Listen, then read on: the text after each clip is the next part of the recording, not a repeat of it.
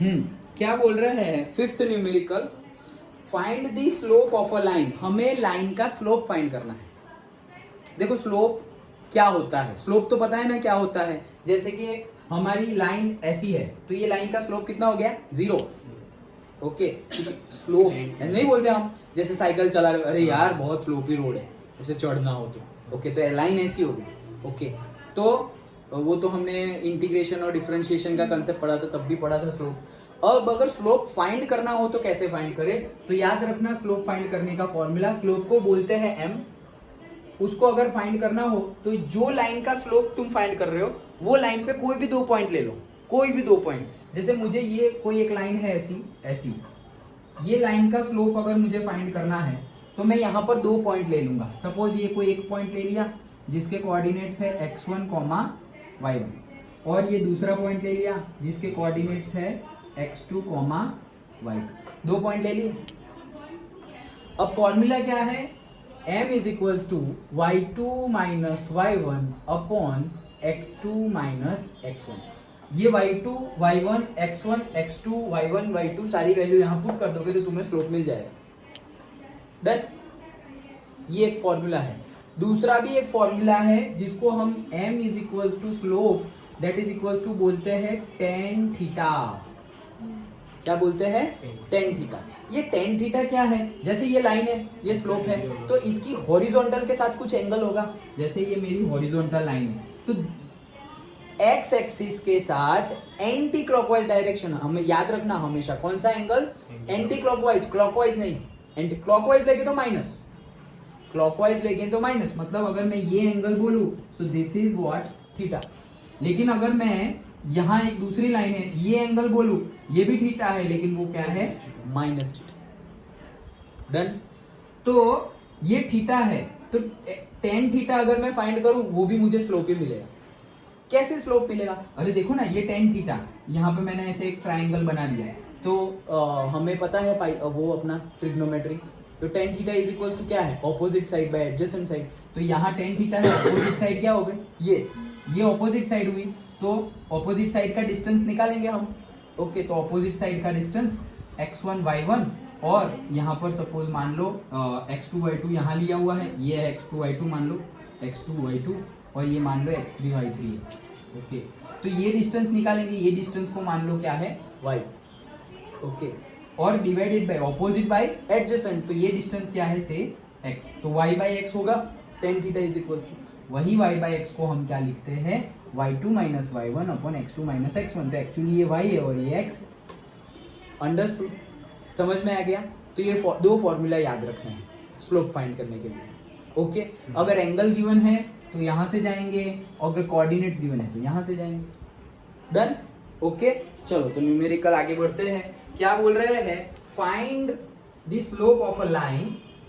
Line का slope find करो which passes through the origin, मतलब जो वो लाइन है हमारी वो ओरिजिन से पास हो रही है, एंड द मिड पॉइंट। पहले तो हम ड्रॉ कर लेते हैं, ये है मेरा x और y। Find the slope of a line, एक ऐसी लाइन का स्लोप फाइंड करो which passes through the origin, मतलब हमारी जो जिसका स्लोप फाइंड करना है, जो लाइन का वो ओरिजिन से पास हो रही है, और दूसरा कहां से पास हो रही है? And the mid point of the line segment joining P। अच्छा, 2 पॉइंट गिवन है, P गिवन है, कितना है? 0, -4, और B वो भी गिवन है, कितना है? 8, 0। ये 2 पॉइंट है, वो दोनों पॉइंट को जोड़ने वाली लाइन होती है, वो लाइन का मिड पॉइंट। ओके, पहले तो वो 2 पॉइंट मेजर करते हैं, 0, -4 और 8 है, तो 1, 2, 3, 4, 5, 6, 7, 8, और y में कितना जा रहा है? -4 तक, 1, 2, 3, 4। पहला P पॉइंट निकालते हैं 0, -4, x में 0 और y में -4, मतलब दिस इज माय पॉइंट 0, -4।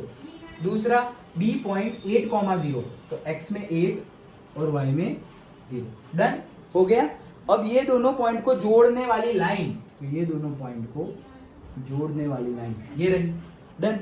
अब ये लाइन का मिड पॉइंट, फिर से पढ़ता हूं, find the slope of a line, मतलब ऐसी लाइन का स्लोप फाइंड करो जो लाइन ओरिजिन में से पास हो और ये दोनों पॉइंट से बनने वाली लाइन के मिड पॉइंट में से पास हो। मान लेते हैं इसका मिड पॉइंट क्या है, सपोज ये, ओके, ये क्या है, ये क्या था B और ये क्या है P, मैंने मान लिया मिड पॉइंट M है। देन और अब देखो लाइन, हमारी लाइन जिसका स्लोप फाइंड करना है वो कहां से पास हो रही है, ओरिजिन और ये मिड पॉइंट में से। तो ये रही मेरी लाइन, ये रही लाइन, ये लाइन का स्लोप फाइंड करना है, ओरिजिन और मिड पॉइंट में से पास होने वाली। ओरिजिन तो पता है क्या होता है, 0 0 ही होता है, और मिड पॉइंट तो यहाँ से भी मिल जाएगा, हमें पता है मिड पॉइंट का formula x1 + x2 divide by 2, y1 + y2 divide by 2। Directly तो लिख दूं ना, अब तो ये तो आता ही है। तो क्या होगा, 0 + 8 divided by 2, 0 + 8 8, 8 divided by 2 4, -4 + 0 divided by 2, -4 divided by 2 -2। तो देखो x में ये 4 है और y में वो -2 है। डन। अब इसको मैंने मान लिया से x1 y1, इसको मैंने मान लिया से x2 y2। तो कोऑर्डिनेट्स ही है, एंगल तो मुझे गिवन नहीं है, कोऑर्डिनेट्स है तो कोऑर्डिनेट्स की हेल्प से मैं स्लोप फाइंड कर सकता हूं। सो m = y2 मैंने किसको माना है, -2 को, तो y2 माइनस ये फॉर्मूला y1 क्या है 0 डिवाइडेड बाय x2 क्या लिया है 4 माइनस x1 क्या है अगेन 0। ये कितना हुआ, -2 divided by 4, that is equal to क्या आया, -½